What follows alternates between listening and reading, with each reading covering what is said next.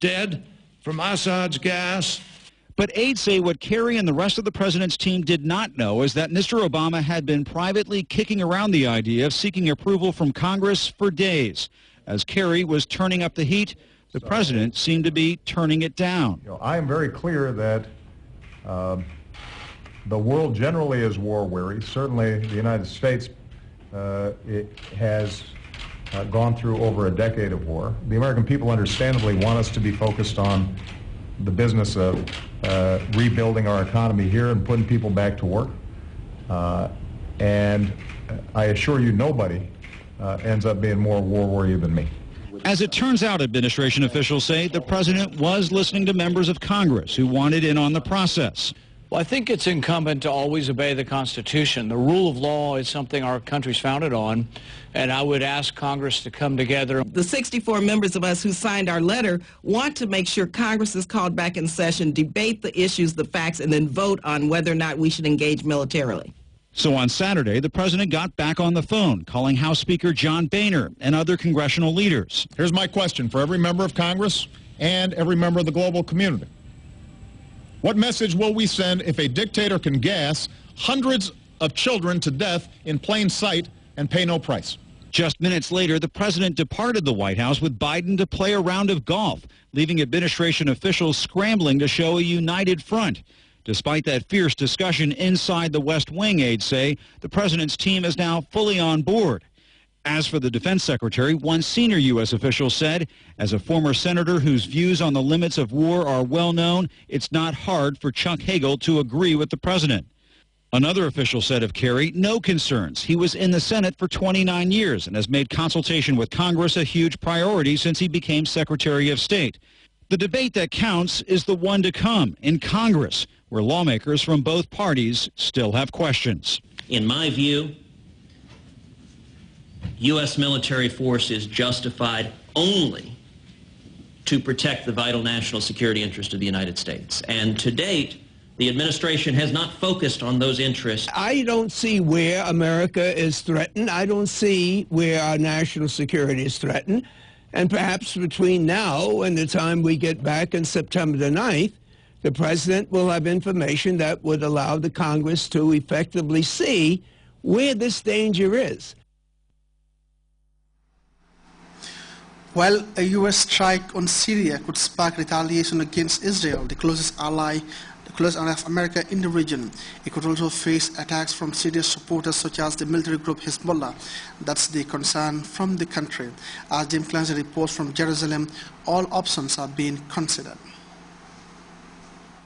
Military action in Syria raised new concerns and some new options in Israel. Former military intelligence chief Amos Yadlin proposed a possible move by Russia that could spare its ally Syria a punishing strike. Russian President Vladimir Putin is the only man that can stop the attack, not by sending Russian warships or a Russian force, said Yadlin, but by dealing with what makes President Obama concerned with chemical weapons. Putin can come up with a proposal, he said. I will take out the Syrian chemical weapons from Syria. Assad will not be able to use chemical weapons anymore. Despite its obvious merits, the proposal lacked any inkling of support from Moscow or Damascus. There would be daunting obstacles on the ground in logistics and verification as well. Polls show most Israelis favor a military strike to show international opposition to chemical arms and weapons of mass destruction. But an almost equal number of Israelis fear that in this case, their country could become a target for reprisal by Syria or its allies. One poll tallied support for a U.S. military attack at more than 2 out of every 3 Israelis. The same poll showed an almost equal number of people fear that even as it tries to steer clear of involvement in Syria's civil war, Israel could face a barrage of missiles coming from Syria or Hezbollah rocket launchers in Lebanon. Those fears have propelled Israelis to take advantage of a government offer of free gas masks in increasing numbers. The crush of people trying to get gas masks for themselves and family members saw waits as long as 5 hours in some places.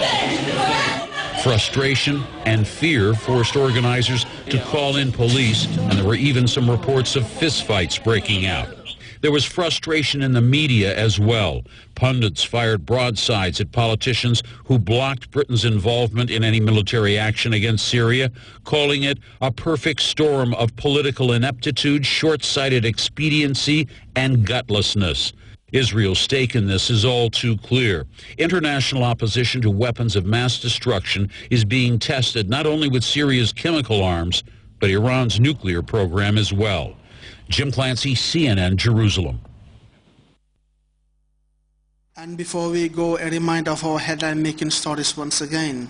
The Minister of Environment has been inspecting some parts of the North Bank and Lower River regions to ascertain what happened on the ground during National Cleaning Days.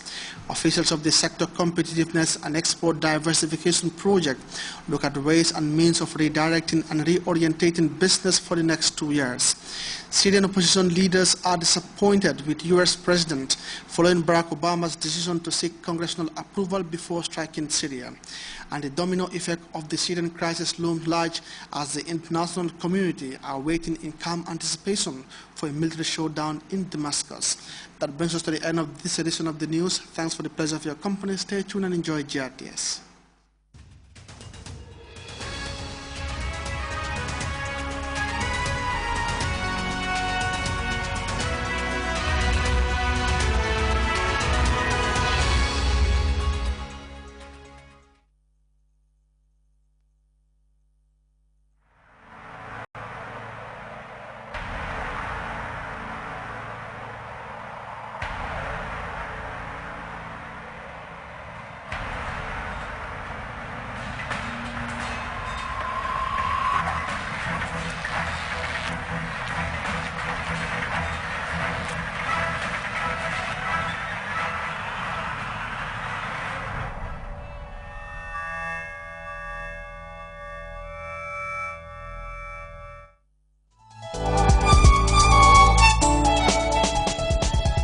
Doesn't matter where you come from, doesn't matter what you've been through. You can make it if you believe. You've got the potentials living in you. You've got the power to succeed. You've got the power to achieve. You've got the power if you believe. Success power.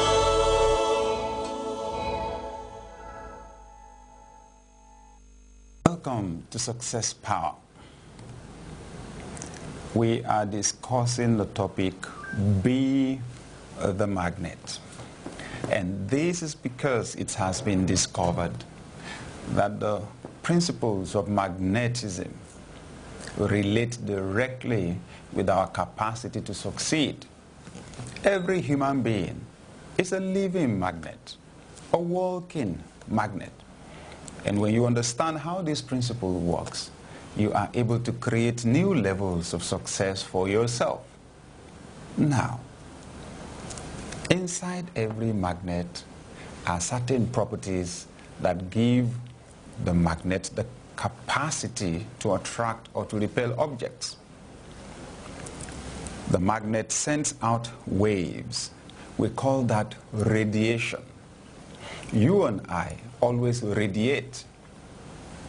And then within the range of the reach of the magnet pulls things towards itself or repels them. We're trying to focus on those properties in the magnet.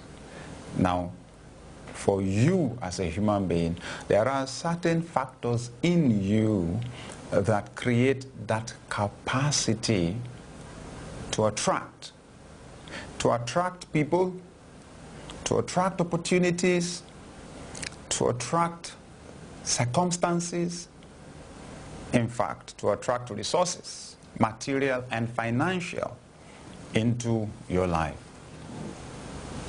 I don't want to have to run after success, run after money, run after. If I have the capacity to attract, I want to use that rather. I want to attract people. I want to attract favor. I want to attract opportunities. Yes, I want to attract wealth. You know, I think that's a better strategy, isn't it? The thing about the laws of success